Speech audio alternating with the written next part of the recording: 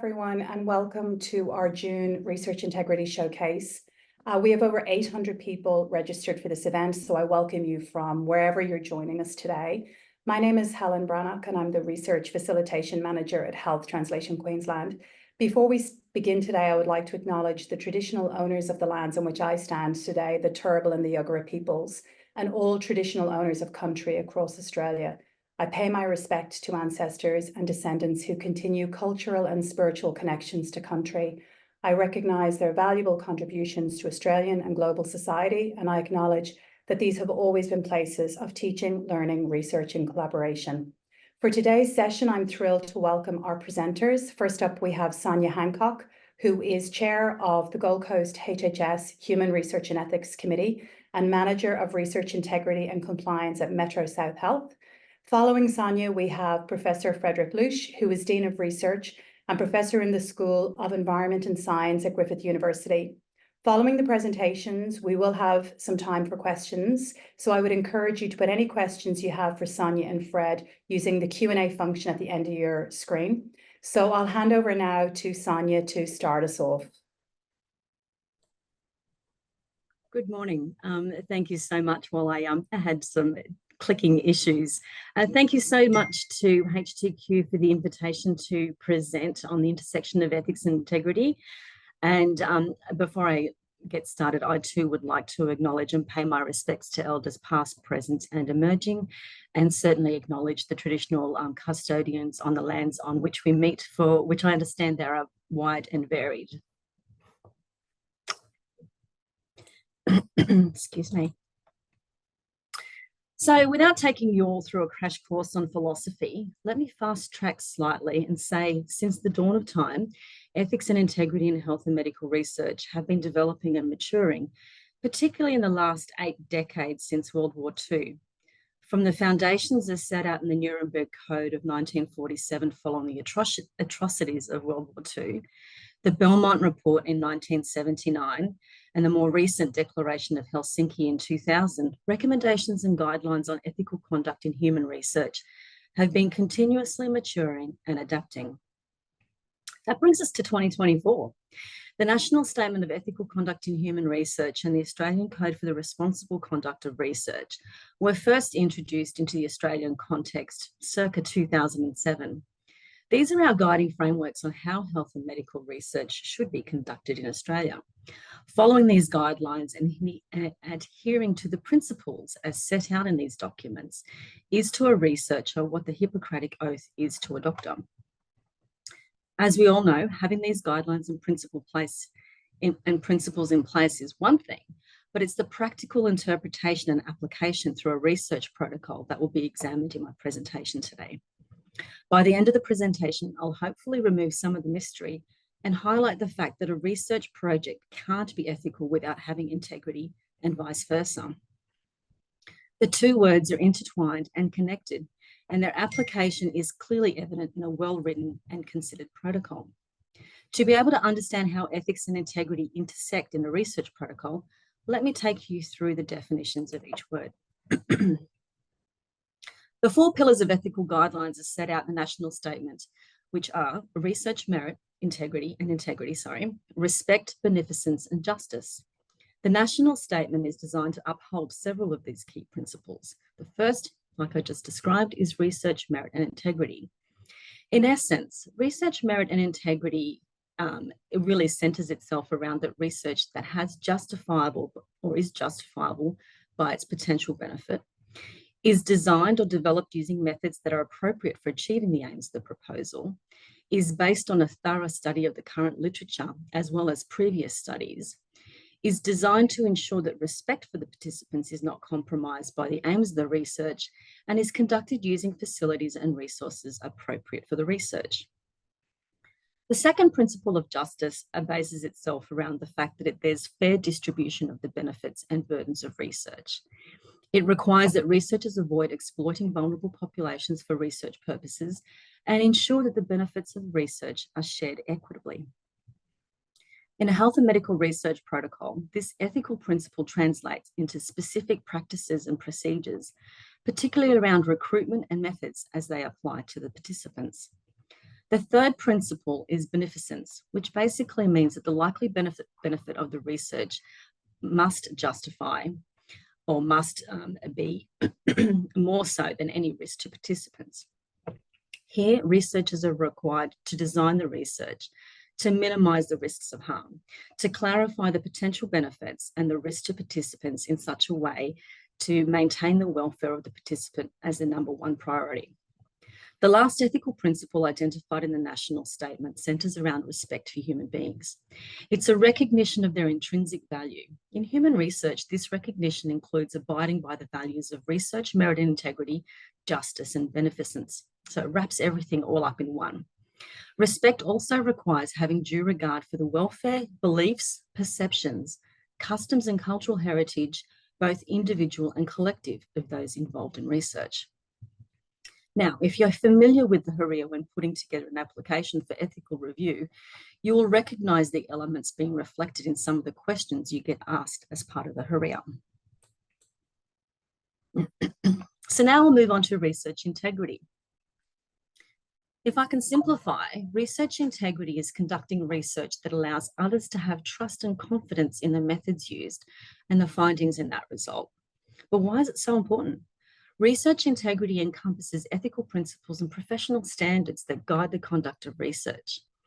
And as colleagues from the Imperial College of London Research Office note, research integrity provides trust and confidence in the methods and results of the research and reflects not only on the individual project itself, but also of the institution, other researchers within the institution, and the wider research community. Just like research ethics has 4 pillars, research integrity has its own pillars of reliability, respect, accountability, and honesty. Through advancing knowledge, research integrity promotes the reliability and reproducibility of research outcomes. Integrity is essential for maintaining public trust in the scientific community through accountability and honesty. Enabling validity of research findings and adhering to ethical standards, research integrity enhances the credibility and reputation of researchers, institutions, and the scientific community as a whole. We all have a moral and professional obligation to conduct our work with integrity, respecting the rights of participants, colleagues, and the broader community. Remember, research integrity is not just a set of rules. It's how, as a research community and as an individual, we operate when no one is looking. It's a commitment to honesty, accuracy, transparency, accountability, and ethical conduct that underpins the foundation of credible and impactful research. So I've just described how research ethics and integrity cannot exist without each other, in essence. But what does it look like when the two sets of values collide? These viewpoints are mine and mine alone and can be debated, but that's usually subject to a meeting of the HTQ. I'm going to assume some poetic license here as I describe the interconnectedness and would certainly welcome any debate offline. The ethical principle of merit and integrity could be partnered with any of the integrity principles. As a generalized finding, reliability in the research endeavor intrinsically aligns with research merit and integrity in terms of how the study is designed and conducted, specifically conducted to ensure that the results are reliable. Respect is an exact match across both sets of values. Fundamentally, we always have to center ourselves around why we do what we do and who we are doing it for, cementing ourselves with the understanding that all of our research endeavors are in an attempt to improve health outcomes for humanity. In my experience, when you dig deeper, when you're having a conversation with a researcher, there is a family member or a friend that has triggered a career objective in finding a solution to a specific health condition. It's this fundamental view of placing a person at the center of our research endeavors and affording that person the respect in how research is conducted, not on them, but with them. In addition, it's about having respect for our profession and the advancements of health and medical research. Next one, through beneficence and minimizing risks of harm, the integrity principle of accountability is most closely aligned. The design of a protocol sets the scene for ensuring any risks are minimized and measures are in place to report any untoward results through adverse event reporting that makes the research team accountable. And the last ethical principle of justice, you'll recall, requires that researchers avoid exploiting vulnerable populations for research purposes and ensure that the benefits of research are shared equitably. This is where the integrity principle of honesty comes into play. Publishing and reporting of research results is paramount in conducting research, good or bad. Research participants give of themselves, and if there are findings in a particular study that can have implications on other research endeavours, they are to be shared. Consider the significant impact on our healthcare would be if results of studies weren't shared. In my opinion, we still do have a way to go in terms of reporting and disclosing results of studies where things didn't go quite the way we planned. Honesty is not only essential to having research integrity, but also the advancement of healthcare as a whole. Now it's time for me to slightly step off my high horse and come down to practicalities.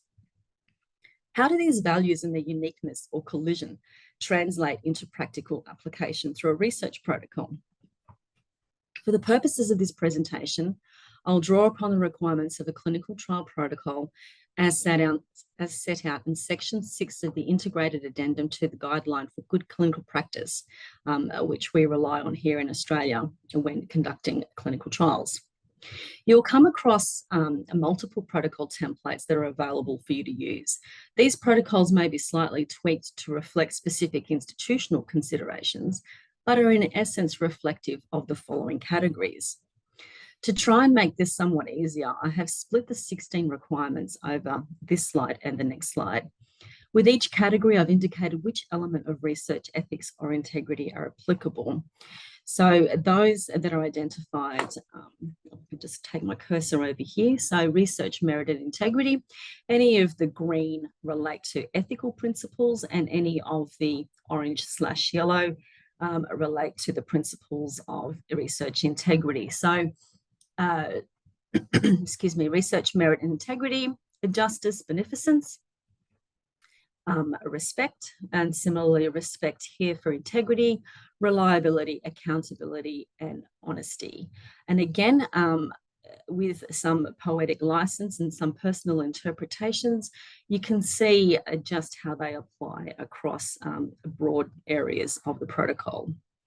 And in the second half of the protocol, a similar sort of thing. I just realized I didn't put accountability in yellow, but again, reflective of the fact that both sets of values are reflected in each part of the protocol. Like I said, we don't have the time to robustly discuss the exact extent of applicability of each value to each component of the protocol. That's what HTQ meetings are for. So I'm making generalized connections, but regardless of which way it turns out, you can absolutely see just exactly how intrinsic research ethics and integrity values are in the design of a research protocol. So speaking from my Gold Coast HTQ chair role, the only secret to success is in the documentation that is submitted. The classic rule of thumb, if it's not documented, it never happens. But perhaps many of you have already submitted an application for HTQ consideration and wonder where the essential elements for consideration come from.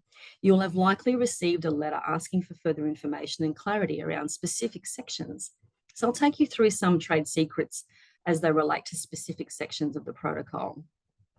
The first one being prior scientific review. We want to basically see if your particular study has had prior scientific review, whether that be through granting bodies, international agencies, or other. This addresses the issue of research merit and integrity in terms of, is the protocol scientifically valid? With regards to the second point, what is the research theme or question that this project is designed to explore? Why is the answer to this question worth pursuing? What is the point of doing the research? Why do likely benefits of the research justify any risks or harm or discomfort to participants? And another thing that we're looking for is, are the facilities, resources, expertise, and experience available for the project to be conducted safely? Point number 3, risks and benefits. We're looking for, in designing the project, have the researchers fulfilled their obligation to minimise risk to participants? Are the risks justified by the potential benefit? And how will potential risks be managed? Is this appropriate? The recruitment strategies, who will be recruited and how will the participant be identified? Will potential participants be screened before providing consent? What is the impact of any relationship between researchers and potential participants of recruitment? This particular question is highly relevant when we're looking at, staff research endeavours on, organisational values and all those sorts of things, as well as obviously across a number of different scenarios. How will the recruitment strategy facilitate obtaining the consent of participants? Of course, consent. This is a very key component. Are the strategies for obtaining consent or alternatives to consent appropriate for the specific project and in alignment with the national statement? Does the nature of the project design, the participants, or the context necessitate the use of more than one strategy? For example, you might have a part of the protocol that's looking at retrospective data, and you might be seeking a waiver of consent to analyse over 1,000 medical records. Have you justified that waiver of consent in accordance with National Statement 2.3.10? Are there provisions for obtaining consent for the use of data for future projects? Consent is gold. I think this part of the protocol is often underdone. So if I can make one recommendation is place your grandmother, your grandfather, your very dear loved one on the receiving end of a consent process and think through the things that they would want to see and hear when actually designing your method of recruitment and consent. Data management is another section that we look out for, particularly. What data information is required to achieve the objectives of the project? Are you collecting data for data collection's sake, or are you just collecting those essential elements that will address the aims of the project? How and whom will the data information be generated, collected, accessed, shared, and analysed? What about storage and disposal? Do participants know that their data might be shared with international agencies? Does the data or information that you're collecting have any cultural, historical, or other significance that could warrant longer or perpetual retention? Again, data management is another key area that, in particular, the Ethics Committee looks at. Communication of findings. So here we actually go back to the research integrity principle of honesty and accountability. Could the research generate finding or results of interest to participants? So should we actually be giving the participants the results back? Could the findings of the research have significance to current or future well-being of participants or others? Are potential participants in the research forewarned of this possibility? And are we going to be obtaining consent of participants to, to actually bring them as part of the journey when disclosing findings or results of the research endeavour? Probably the last couple of areas is around dissemination of projects and outcomes and after the project. So in relation to dissemination of projects and outcomes, what is the plan for reporting, publishing, or otherwise disseminating the outputs? Will the participants in the research be offered a timely and appropriate summary of the outcomes? One of the things that we often see is when there's a transcription of an interview, will the participants be afforded the right to review the transcription to make sure that the details have been captured correctly? All of these sorts of things need to be considered and put into play in a protocol. So I won't actually steal the thunder of Professor Leusch, but we'll go further into who will actually go further into authorship and publications. But you can see that the foundations of research ethics and integrity are clearly evident and well embedded in the research protocol. I simply cannot go past an opportunity to promote research ethics and integrity when it comes to health and medical research. From the way a research protocol is designed to how it's delivered, every person involved in on the way has a role to play. Through having a fundamental understanding of the intersection of research ethics and research integrity, promoting research ethics and integrity is crucial for ensuring the credibility, reliability, and trustworthiness of our collective research endeavours. Through education and training, we can provide comprehensive training in ethics, research ethics for researchers at all levels, from undergraduate students to senior clinicians. This includes understanding ethical principles and integrity, regulations, and best practices in research conduct. By having institutional oversight, our HREX review and approve research that involves our community. It's our collective responsibility to ensure that our HTRECs are independent and well-trained. Transparency and openness, so encouraging transparency in all aspects of research, including data collection, analysis, and reporting. Registering studies and publishing study protocols can help reduce biases and increase accountability. Through peer review, we maintain rigorous processes for evaluating research proposals and manuscripts. And peer review can help ensure that research meets ethical standards and contributes to scientific knowledge. Implementing policies to disclose and manage conflicts of interest among researchers, funders, and institutions is absolutely paramount. Transparency in financial and non-financial relationships is essential.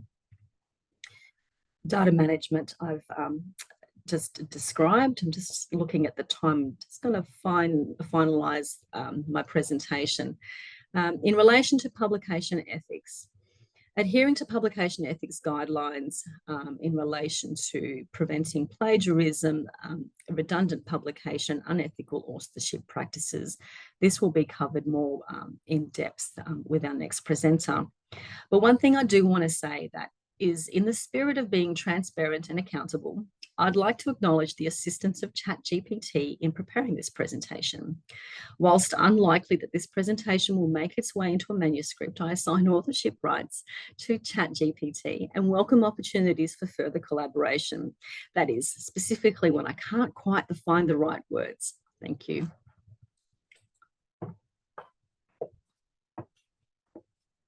Thanks, Sonia. I can see we do have some questions coming in, but we might hold them to the end and get on with Fred's presentation. Thanks. Thank you, Helen. Thank you, Sonia. Hello, everyone. So yeah, I just want to tell you a little bit about conflicts in authorship. My name is Fred. I'm the Dean Research at Griffith Uni. I'm an author myself. I've written about 150 odd papers. I'm also associate editor of the journal Environmental Science and Technology. So I do have some experience in that, hopefully, that I can share with you. So when we're talking about authorship, I mean, we can look back at the responsible conduct of research and some of the advice that Sonia referred to earlier, which tells us that being named as author of a research output is really quite vitally important to a researcher. It gives them public recognition for the work, for their contribution to the achievement, and in some cases may also bring material reward to both the author and the author's institution. And this, I mean, while in my case, I'm obviously speaking about it in a very biomed science context, it applies to all forms of dissemination. So it's across the whole spectrum, including arts, including law, so all forms of dissemination of findings, whether they be refereed or non-refereed, in any medium of communication, including conference, public performance, and public exhibition. But in this case, we're really focusing specifically on papers, on paper publications, but do consider the fact that they can be broader. So when we look at the guide, the Australian Code for Responsible Conduct of Research, the latest version that we have in Australia by ARC and HMRC, there are two recommendations specifically that are centered around authorship. The first one, 25, is to ensure that authors of research outputs are all those and only those who have made a significant intellectual or scholarly contribution to the research and its outputs, and that they agree to be listed as an author. So the take-home message from this one is, don't submit a paper without including those who should have been included, and also don't submit a paper with someone's name if they don't know about it. And that can happen sometimes, especially with early career researchers and PhD candidates who aren't quite familiar with the rules yet. They might submit a paper for a conference and either include everyone without letting them know they've been included, and so then you get a surprise, or just listing their name without including anybody else who has significantly contributed to the work. The guide also notes that other than authorship, there's also this softer category called acknowledgement, and that we need to acknowledge those who have contributed to the research as well. Where's my mouse? There we go. So what then are some of the most common conflicts that I may have seen? There's really three main ones. The first one is when someone has not included a key contributor as an author. And an example, I picked an example study there where a PhD candidate submitted a single author paper for publication, despite significant contribution by their supervisors and other collaborators early on who were heavily involved at the ideation, at the design step of the process, where the PhD candidate wasn't included. And again, this is really just a lack of understanding and education, I think, from our early career researchers who may not be fully aware of the norms and the processes and the requirements. The second most common reason is probably misaligned expectation on author order. It's not uncommon, for example, for a research fellow to contribute to some work and then to be disappointed to find out they were not the first author, for example. It might be a case where a research project needed some extra help. They enlisted another research fellow to help. A lot of the bulk of the work was done by Group A. That research fellow from Group B has helped out with some concepts.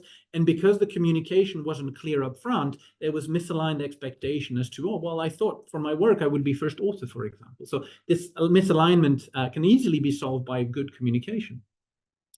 And then the third one, most common issue that we find about authorship is when authorship is given when really it should not have been given. This includes gifts authorships, where a group leader, for example, might be included. We see that a lot in Asia, where a lot of, you've got very large groups, lists of author on the paper with a few authors who really did not contribute anything to the work other than the role that they play at the institution, for example. So that clearly, based on the Australian context, is not appropriate. We only should include those who have significantly contributed to the work.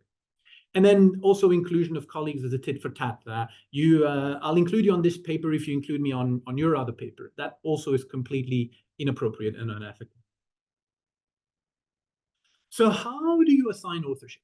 Well, there's really four main ingredients for a manuscript: the idea and the design. Who thought of doing this? Who had the great idea of testing this new experiment? Who planned it?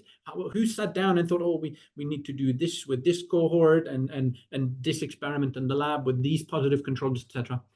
And then it's worth asking yourself as an author, do you know the full history? And this is something that I often talk about with my HDR candidates, with my PhD candidates, is you can sometimes step into a project midstream without realizing all the previous work that has happened to get it to where it is now. So it's a good idea to think about, do I know the full history? Do I know where this project actually comes from?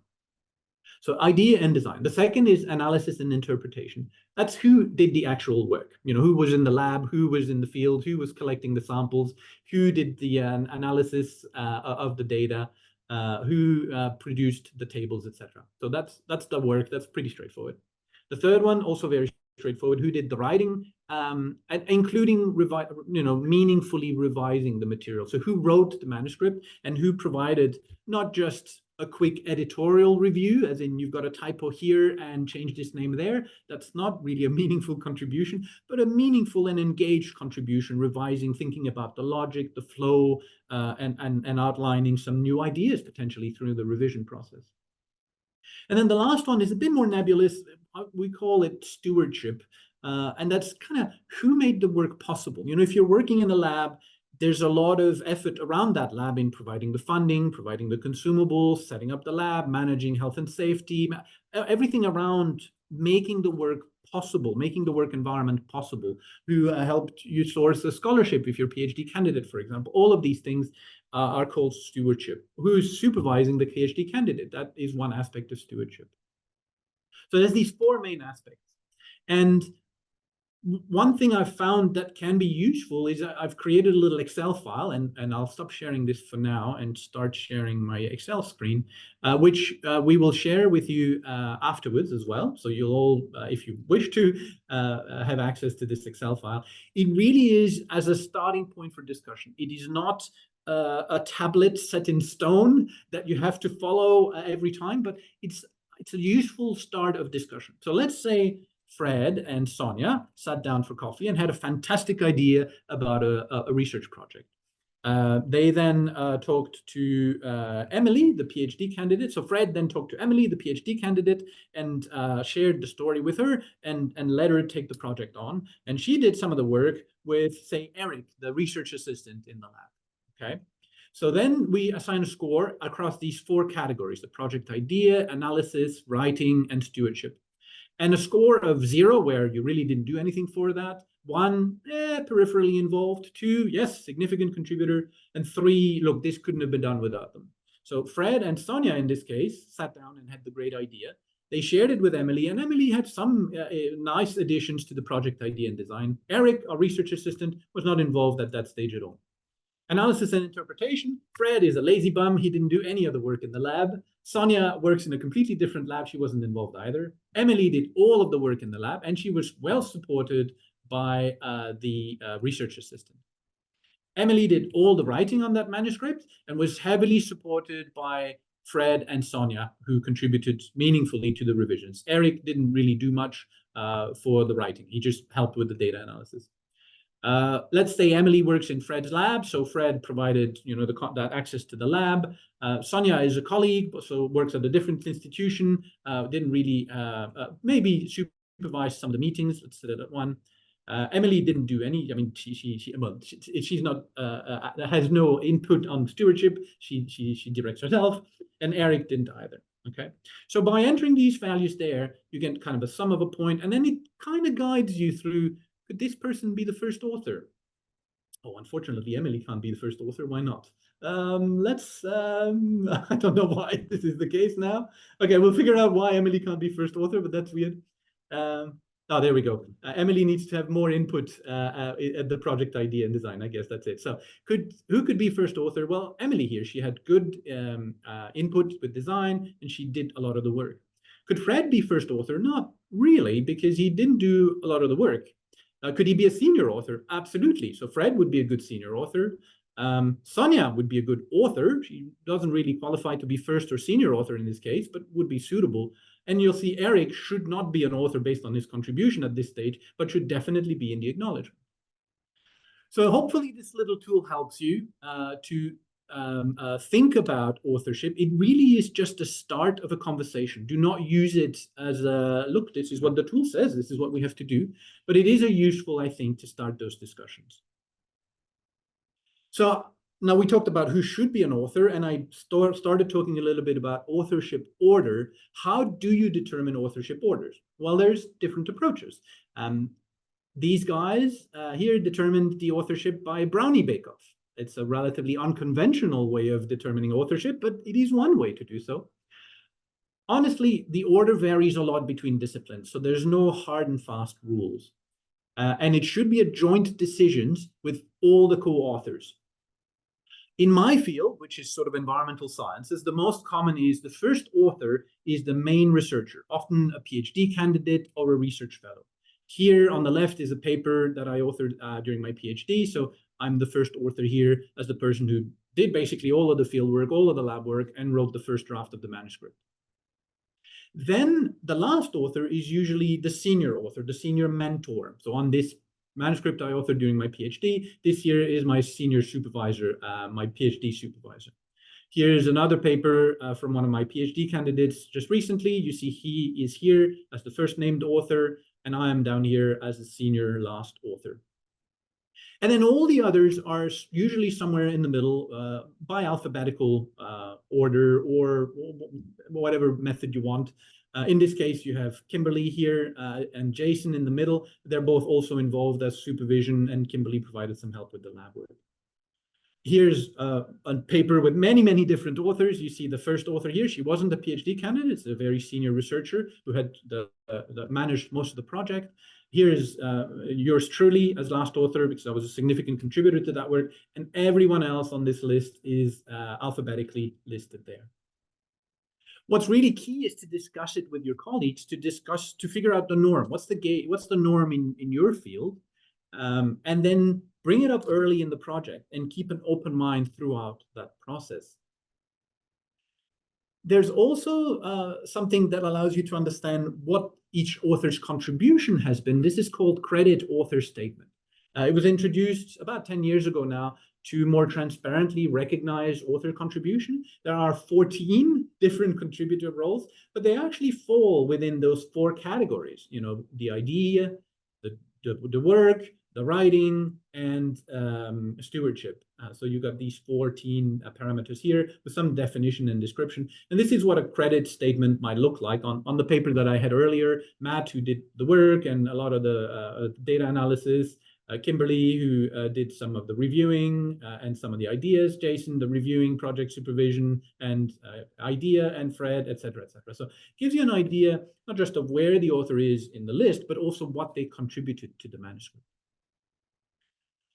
Honestly, in the majority of authorship conflict, communication is where things fell down. Communication is absolutely key. That's the most important thing you can do to avoid conflict about authorship and authorship order, is to bring these issues up early and keep an open mind about it throughout the project.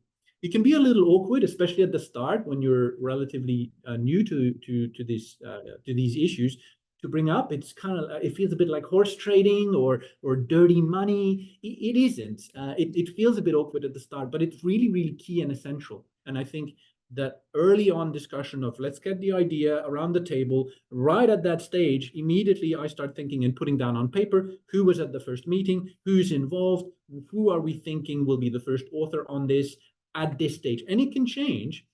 So we agree that in writing at the start. And when I say in writing, it doesn't have to be in pen on paper. An email is fine.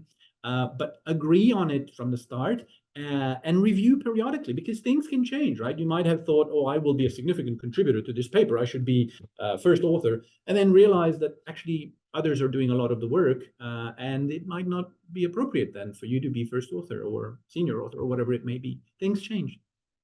It's also good early on to appoint one author to be the executive author who records those authorship discussions and will also manage correspondence. It's often a corresponding author, but it doesn't have to be the same thing. It could just be your executive author within your group. And then when it comes time to submission, you pick a different correspondent. Now, let's say you've tried to do everything right, but you still landed in authorship conflict land. There's a few things you can do. Again, communication is really, really key. So my first advice is to raise your concerns with co-authors. It can be miffing, it can be frustrating to see a paper come out and you're not where you thought you were, or a draft being circulated and you haven't been included. And so I would raise the concerns with the authors, try to do it as without as much emotion as possible. Again, you will probably be frustrated and angry and sad and name emotion here. But it's probably best not to have these discussions angry. Probably best to have these discussions with just the evidence. Here's the evidence of my involvement. Here's the initial emails where we discussed these. Here are my laboratory notebooks or the drafts or the instructions to author or every other material that you can use to make your argument for why you actually should be an author. If you've had those conversations, if you're still unhappy with the decision, you may consider appealing to someone more senior within the organization. And also at that stage, you could be starting to think, is this actually academic misconduct? Is this, a scientific misconduct? Are they breaching the code? In which case, make sure the co-authors are aware of your concerns and that they've considered the potential consequence of proceeding along the current track. And again, explain that as dispassionately as possible, because you're really wanting to show that you have reasoned this out, that this isn't just a gut feeling that, I'm shocked I should be a co-author, but it's more, look, I did this, this, and that, and we agreed at the start I would do this. I don't see why this has changed. So what's going on? So again, trying to be as evidence-based as possible. If you're still stuck and not getting much traction, maybe you should rethink. Maybe if several people aren't seeing what you're seeing, is there something I'm just not quite in alignment with, and why is that? But it could also be worth consulting with your research integrity advisor. They might provide some advice and input into that. They might also provide some help in sorting that issue. In the most extreme cases at the end, so this is not something I have ever done, and I said I've published about 150 peer-reviewed manuscripts so far. I've never done this, but I have seen it done as an associate editor. So in the most extreme cases, you could contact the journal editor and say, look, I should have been an author on this work, or the opposite, I shouldn't have been an author on this work, and the co-authors are not addressing my concerns. That will, of course, put more of a fire where you need it. But note, however, that the journal editor is very, very unlikely to do any changes to the authorship of a paper without agreement from all other authors. So if you're, again, the single person who thinks you should be an author or shouldn't be an author, and every other author agrees that you should, or disagrees with your point, basically, then it's unlikely that you'll get a good response. But again, your research integrity advisor in these discussions is your best friend. There's a lot of really good resources there. I think also, Helen, we are sharing these files as PDF files, in which case you will find the links. You can click on all of these links here, which will take you to these different resources that you might find helpful. And of course, I am, as always, very happy to answer any questions you may have by email. You've got my email on the screen there. I think that's about it. That was a quick and whirlwind tour of the issue. Helen, back to you. Thank you. Thanks, Fred. And just to pick up on your point there, yes, we will have the presentations, a recording of the webinar, and Fred's authorship support decision tool, which we've already had a huge amount of feedback on, everybody loves. So they will all be available on the HTQ website over the coming days. So I might hand back to Sonia and Fred just for the moment. We have some questions that are still open in the Q&A function if you wanted to take a look and answer as you're ready. Sonia, I need a glass of water, so I'll let you start. Yeah, no, all good. Look, I too absolutely am totally impressed with your presentation, and would absolutely welcome the opportunity to use the tool amongst our researchers here at Metro South. A lot of the questions are in the chat function around authorship. So maybe if I can take you through a couple and then you can answer. So the first one being, is it correct to include authorship for people that had long time left the group but had contributed on the beginning of the conceptualization of the project? Thanks. That's not an uncommon question, actually, and it depends on how much. So if they just provided some insights at the start for the idea and have since left and haven't contributed anything else since, I think definitely an acknowledgement is appropriate. Authorship is a little more a bit of a stretch. If, however, they contributed to the idea, they ran some of the lab work at the start, had provided some of the data, then left, that idea and some data is a significant contribution to the work, and I think definitely should be named as author. So it depends a little bit onto the detail of how much they contributed. But the fact that they've left doesn't mean they shouldn't be an author, no. Fabulous, thank you. Next question is, could you comment on some practical strategies on how to manage the authorship order when there is a power imbalance but no meaningful research contribution? For example, a clinician researcher dependent on access to data by their manager. Yeah, that's a good question, and I think the NHMRC guide does provide some useful benchmark that you can then use. I would approach it in a very respectful but very matter-of-fact, evidence-based way, saying, look, here is your contribution at this stage. Do you agree? If so, referring back to the NHMRC guide, this is what constitutes significant contribution to a paper that would warrant authorship. In this case, look, just following the ethical guidelines that are set out in the guide, I don't think respectfully that warrants authorship, but let's have a conversation. So I think it's about being respectful, but sticking to your guns when the guide is very, very clear as to what determines authorship and what doesn't. Yeah, fantastic. And it can be a difficult conversation. Absolutely, it's difficult to tell someone, well, we love you, but we don't think you should be an author. Totally. Could you provide more information on using stewardship as a criteria for assigning authorship, especially given the Australian Code for Responsible Conduct of Research authorship guide indicates that the provision of funding, data, materials, infrastructure, or access to equipment does not meet the standard of authorship? Absolutely. And so that's a really critical one. And that's why I think in the sheet, it's not actually marked as the fourth criteria. It's marked as a flavoring criteria. So I think stewardship we use in my field a lot to figure out who is the senior author and who are the other or authors, so to speak. It wouldn't determine first authorship. Stewardship by itself does not constitute significant, if you use that Excel little sheet and just put maximum points in stewardship, I hope, I haven't tested it, let me test it quickly. It shouldn't suggest, it doesn't. It shouldn't suggest the person should be an author. It just says they should be acknowledged in the acknowledged. So it's a flavoring tool that allows you to figure out whether this is the senior author or not, but it's definitely by itself not something that would constitute authorship. Well, good point, Mark. You certainly are a popular person. All the questions are pretty much around your presentation, so we'll keep going. One of the people online has said that putting in a plug for authorship memorandum of understanding right at the outset of a research project is absolutely paramount in terms of outlining who is doing what and where. Who's doing what and what authorship they will get, provided they fulfill their requirements as they've laid out from the beginning, helps avoid issues later on. So certainly having those conversations right at the outset will help prevent many of these issues. Working with a new group of people that you haven't worked with before, that you don't really have that trust built up. I think if you're working with colleagues that you work with frequently, a quick email is probably fine. But you're right, if it's a new collaboration, you're not familiar what their expectations are, that is a fantastic tool to use. Yeah, brilliant.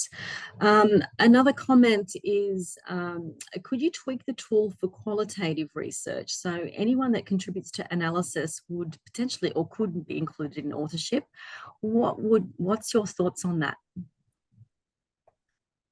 I mean, you have to contribute to more, the NHMRC guide indicates that you have to contribute to more than just one of these categories. So if you contribute heavily to, say, just the analysis, and don't review any drafts or manuscripts or weren't involved with the ideation stage, then that still is purely an acknowledgement category, I think.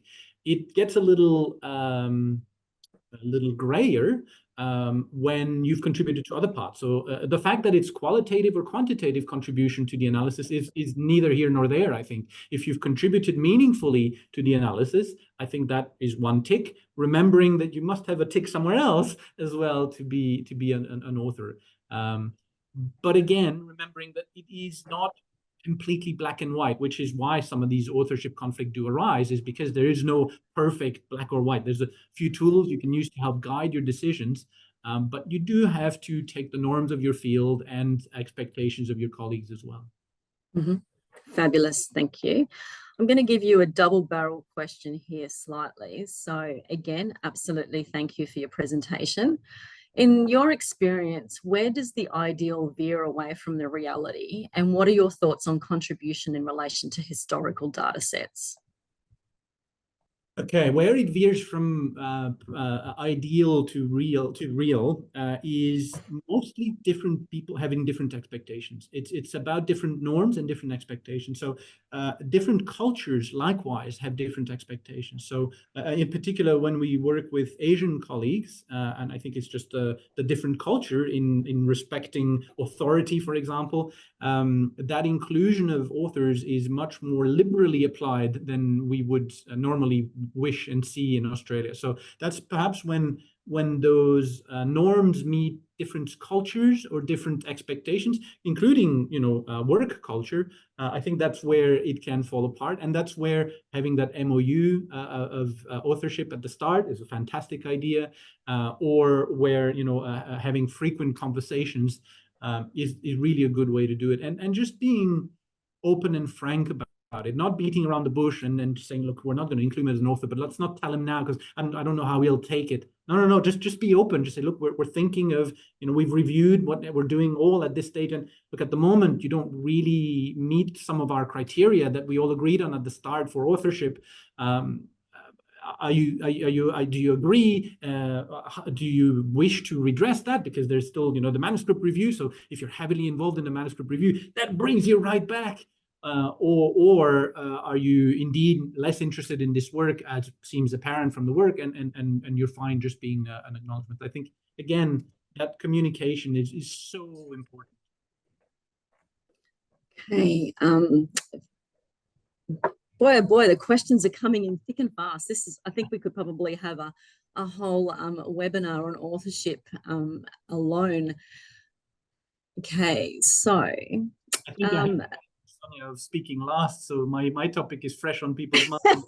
That's good, fabulous.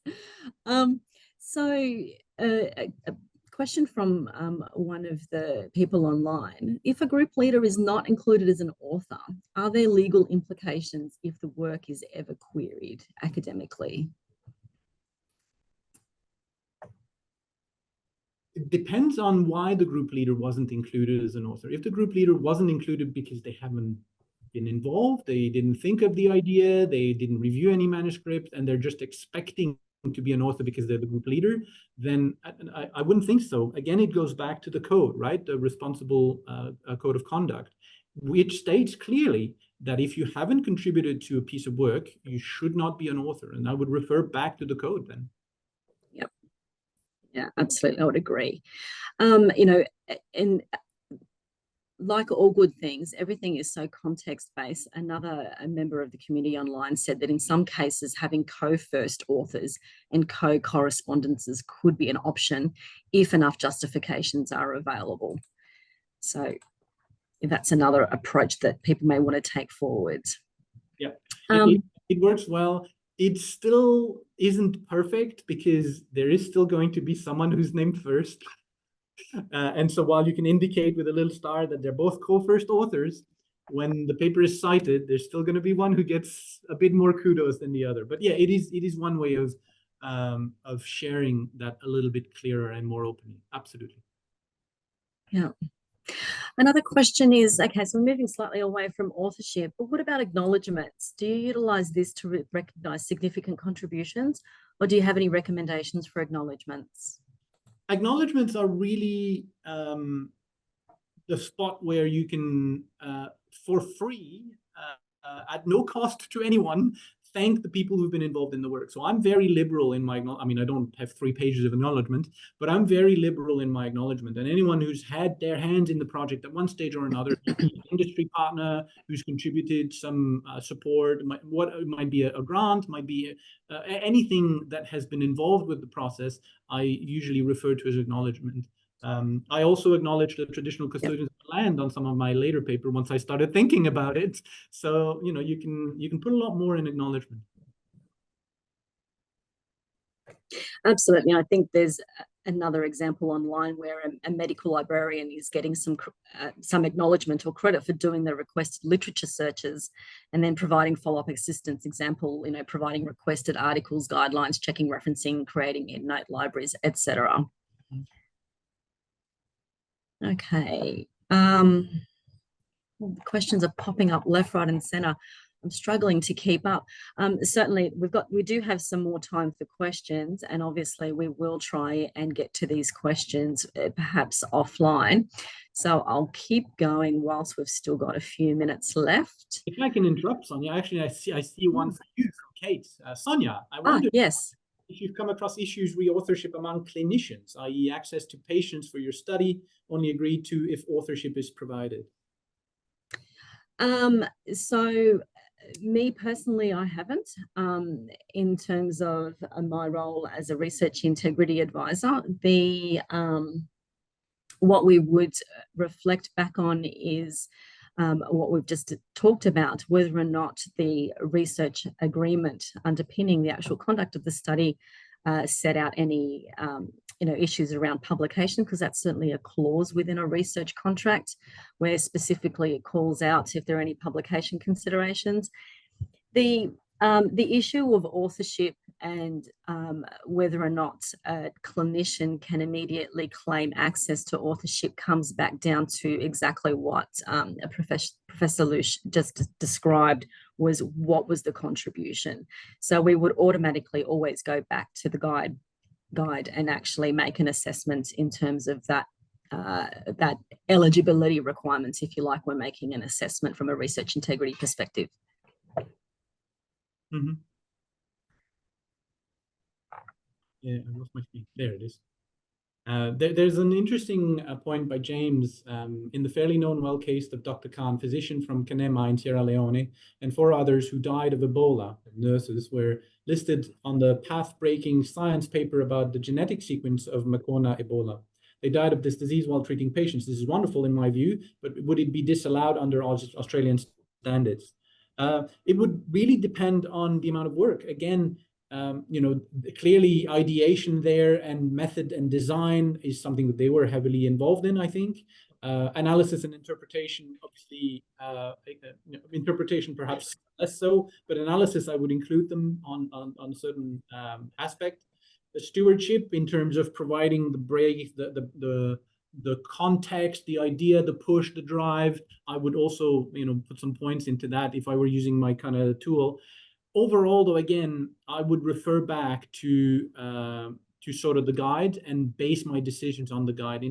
There's a bit of give and take with that guide too, and I think in this case, making that argument that these authors, these researchers were essential in the drive, and in fact paid the ultimate price for that work, would, I think, constitute sufficient authorship. But yeah, you're right. If you followed it to a T with no heart, then it would be boring. Yeah. So in terms of a question about any advice for research integrity advisors on authorship issue, I mean, a research integrity advisor role is to basically listen and reflect and provide advice to researchers where to go. Obviously, you would use the Guide for Responsible Conduct of Research and all the authorship guidelines that we've discussed and highlighted today as a starting point. Should the issue not be resolved at a local level and through discussions and communications with the people involved, then it may trigger a preliminary assessment under the code as to whether or not there's an identified breach of the code, and whether or not that would then, the severity of which may, possibly head towards research misconduct. But that's the extreme. A lot of the time when we come to, research integrity advisors' role is literally facilitate conversations. Half of the trouble with integrity issues is that accountability, that transparency, that communication. There needs to any potential disputes or any opportunities for clarification need to be happening at the granular level, right at where it's happening, right at where the issue is. And then if that can't be resolved, then it gets raised. So in terms of advice for research integrity advisors is to point the researchers in the right direction in terms of looking at the code, the guidance documents, any tools available to highlight any authorship issues, and hopefully they'll be resolved at that point. Next question is probably a little bit off topic in terms of streamlining the ethics and governance process when working between states. That in itself is probably a whole day's lecture. Olivia, I'd be more than happy for you to contact me offline, and I can take you through some of my perspectives and certainly some tips and tricks moving forward. And probably we just have enough time for one more question. A question I have in front of me is, I'm wondering what your thoughts are about providing survey responses on focus group transcripts for participants to review for accuracy. Absolutely. I mean, one of the things is that research participants are a part of the research process, and therefore all respect and, that relationship should be afforded to them to be able to have the chance to, not necessarily modify what they said, because you obviously want the essence of what they said during a focus group interview, for example, to be clarified.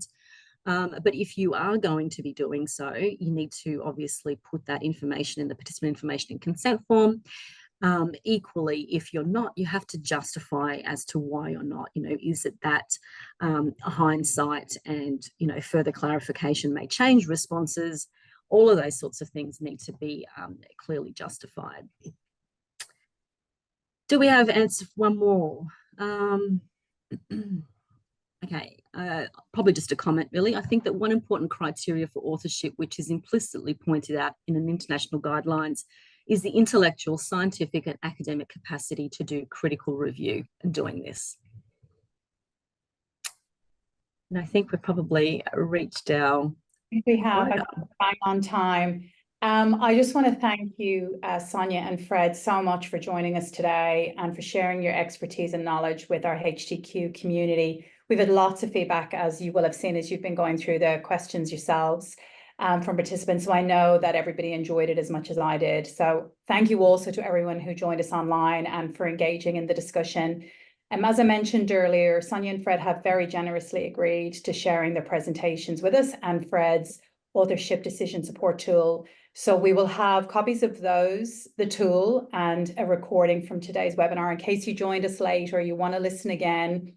They will be up on the HTQ website in a couple of days, and you should receive an automated email from Eventbrite letting you know that they are there for download. And otherwise, you can just follow the link to the event section on the HTQ website. So at that, I will close today's session, and thanks again to everyone for joining us. Thank you, everyone. And thanks, Helen and Sonia. Thank you.